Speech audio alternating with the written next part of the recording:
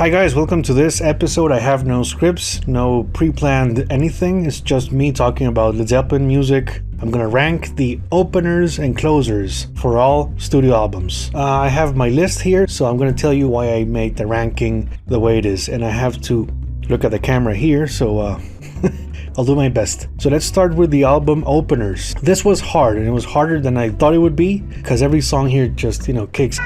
So let me start with number 9, Black Dog from Led Zeppelin 4. Well, I think it's a great song, of course. The riff is an iconic one. Live versions really capture the spirit of the band. But I think the studio version, the more you hear it, the more you feel you want the live setting. And I think it happens to all of us Zeppelin fans. As a studio product, it's a very aggressive tune. And of course, you can really feel the groove. But as an opener, I think once Page does the open string thing at the beginning, there's a slight pause there before Robert comes in, and I think that kind of gives it a slow start. So this may be the slowest starting song of all the Zeppelin openers. So that is why Black Dog, number 9.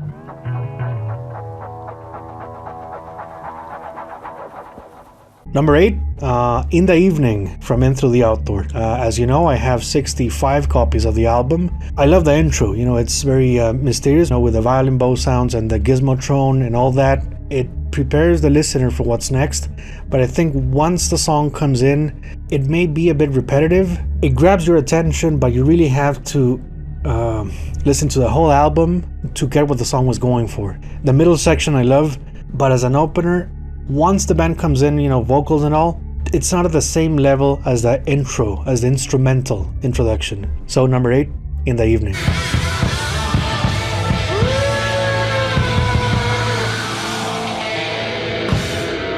Number 7, Custard Pie from Physical Graffiti. The rhythm section really takes you into that building. You feel you're entering that Lower East Side building. You feel you're going into something, into a concept. So I think it does make sense for Custard Pie to initiate and get things started for Physical Graffiti. You feel like it would be a great start for a show. This would have been a great choice had they done it in 1975. We know they tried the song in 1975, but they should have done it as an opener. So Custard Pie, number 7. All right, number 6, Good Times, Bad Times. I know that drum introduction is unbeatable. It's how can it be number 6? Does it give you the feel of opener? It does, but it may be too short. When it modulates to F sharp, something changes, there. Again, when we see the other songs higher in the ranking, it's a somewhat shy opener in its length. Not in intention, of course, but they will definitely surpass this on their second album, which brings me to number 5. Whole Lotta Love will be my number 5 pick. And this was hard because, spoiler, this is my favorite Led Zeppelin song. So it has a great riff, that's the Jimmy Page riff. It moves you and it's hypnotic. We have the section where they cut the song and then, Robert Plant is left alone. And I think that kind of cuts some of the flow of the song. And it's hard for me to say this again because I love this track. So let's go to number 4. We're Gonna Groove from Coda. I know this is a cover, it's not an original song by them, but the energy is just insanely tight. It feels like an opener. It makes sense, it was an opener, several shows or many shows from 1970, so it works for this ranking. It's so convincing that if this was your first time listening to the band, you definitely want to check their live concerts. You want to check what they're all about, and I'm sure they definitely won the crowd over many times by playing this. Number 3, Achilles Last Stand from Presence. An interesting thing about the last 3 songs on my ranking is they all share the same beat, and with this I think I'm hinting where I'm going. So Achilles Last Stand, there is a driving force behind that beat throughout the song. It's a masterclass in John Bonham's exquisite latter-day drumming. All the live versions feel like an adventure. To have Presence open with this, it set the expectation so high that of course some people didn't like the rest of the record because nothing else sounds like Achilles. You're really going into the world of 1975, 1976, fighting against all odds. Yes, they may slow the tempo, on Jimmy's solo, but it never cuts the rhythm enough to feel, the opening vibe is interrupted. Could they open a show with this? Not really, because it's too long, and after that, what can you play? So number 3, Achilles Last Stand. Number 2, the song remains the same, which I like to think it's like pre-Achilles, but it's the same idea. It's kind of the same drum beat, and again, it's the construction of the guitar layers, and the song remains the same. You know, originally it was an overture to the Rain song, so from the start it was an opener. There was no way they were going to choose a different song for Houses of the Holy, but this, you know, this was going to open the trilogy. The song remains the same, the Rain song and Over the Hills and Far Away. 3 songs around the same chords, and it works like a progressive rock suite, in my opinion. The song remains the same. It's the theme song for a band conquering the world, and it definitely works in the context they placed it. And it was an opener, you know, on the 1977 tour and also 1979.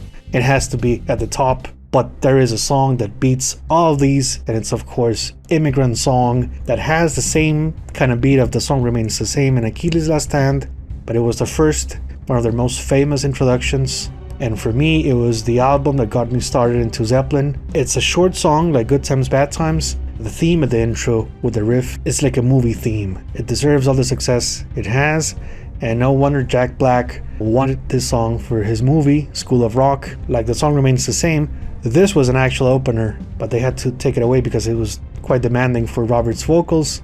There's a before and after in my classic rock pilgrimage when I heard Led Zeppelin 3 for the first time, and here I am. Alright, so album closers. This is a different kind of list because what made the cut for me was the feeling you get after the song is over. You know, when there's silence and you're digesting and reflecting on what just happened. Number 9, I know many people will be happy because many of you hate this song. I don't, but you know, for ranking purposes, and it's gonna rain soon, so I gotta hurry up. Hats off to Roy Harper. It's not as complete as all the other closers, so it has to be at number 9. But again, I love this track, so I may be alone in this. Number 8, Wearing and Tearing, you know, a phenomenal cut from Coda. It's just, you know, Zeppelin going punk. When the song ends, you're just thinking there was so much they could have done in the 80s. The reason it's at number 8, it's that I think the structure of the song may be a bit too repetitive, and they could have just trimmed the song a bit. But again, it's a John Bonham showcase. He's hitting the drums so hard, and you feel the attack of the string section. These guys were not done. They were not dinosaurs. They were really adapting to the times, and they always had a punk spirit, so this song makes sense. You know, it's like Communication Breakdown Part 2 10 years later. 10 years gone, I guess I should say. Number 7, The Ocean. You do feel it's like an encore at a concert, which it was, you know, at several of their shows.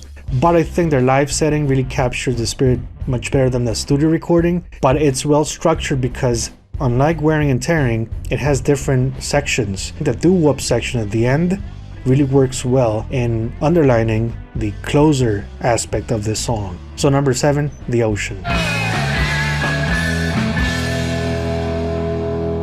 Number 6, Bring It On Home. The introduction, it's so organic, so artisanal, and it really brings, you know, brings it on home for Zeppelin 2 being so supercharged with electric guitars that you really thank the way they close this with a soft sounding, you know, outro. It really prepares you for the next album, definitely sets the controls for Immigrant Song later. A superb blues rendition, and you can tell why they used this riff for Black Dog Live.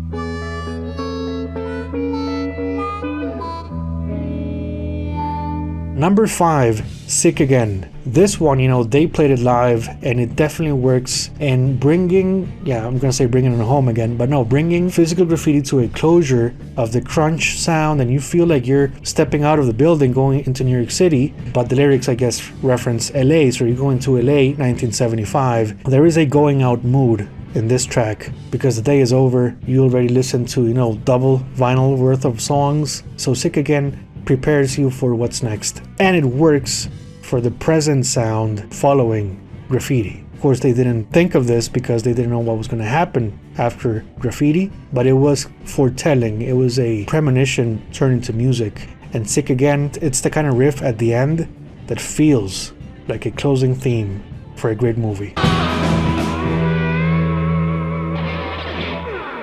Number 4, How Many More Times from Led Zeppelin 1. How Many More Times has everything. It's like an album within an album. You get all the possible sounds from, that era of Led Zeppelin. I think the reason it's not higher on the list, it's because the intention is very clear. It's like the finale for a show, and no wonder it was used for this specific reason in all of the 1969 concerts. You really don't want to hear anything else because they gave it all, and 1969 was theirs. They crowned themselves as kings, and this song proves it. Number 3, I'm Gonna Crawl from In Through the Outdoor.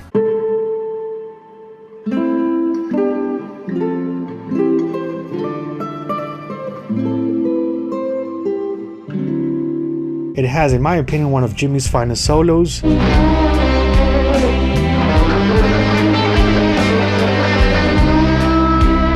It feels like they're closing the decade, which they are. Maturity of composition and the subtlety of their performance. And they choose to go back to their roots. And this song really sets the mood to remind yourself of all the good times in life and the good people you've met. And some of them are still here, some of them are not.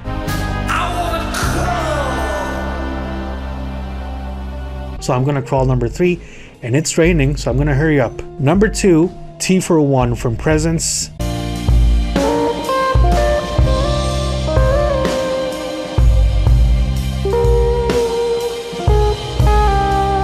There's quiet desperation, sadness. It's T401. The elements in the song take the blues into a whole new dimension in which they take Since I've Been Loving You, but they make it fresher, much more elegant in my opinion.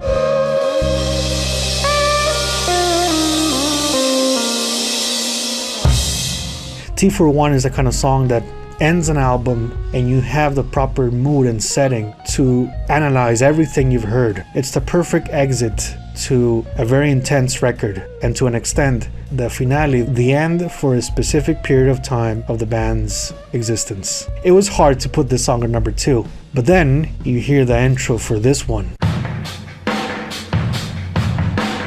When the Levee Breaks is the absolute king for 70s album closers. I don't think I've heard a song that comes close to this one. Incredible studio product, architecture of layering, design, textures. Impossible to replicate live. They tried, but it doesn't sound like the studio version. It's the kind of song you enjoy on an album because it's so ambitious. It's filled with fantasy and riddles. If they ever do Becoming Led Zeppelin Part 2 or 3, this should be the song that closes the movie. When I saw The Big Short, the movie, they close the final scene with this song, and it leaves you there thinking of 2008-2009 financial crisis.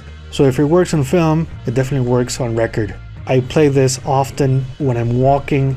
It feels like the soundtrack of the world burning, but at the same time, you want to walk through it because this life is for living. Number 1 album closer. They never surpassed this, and you can tell from the other closers they did. They pretty much graduated from that. Guys, I would like to know your picks for Zeppelin album openers and closers. Please put them in the comment section below so we can have a friendly agreement or disagreement, but in the end, we love Led Zeppelin's music, and that's what matters. So thank you very much for watching, and stay tuned for the next one. Bye bye.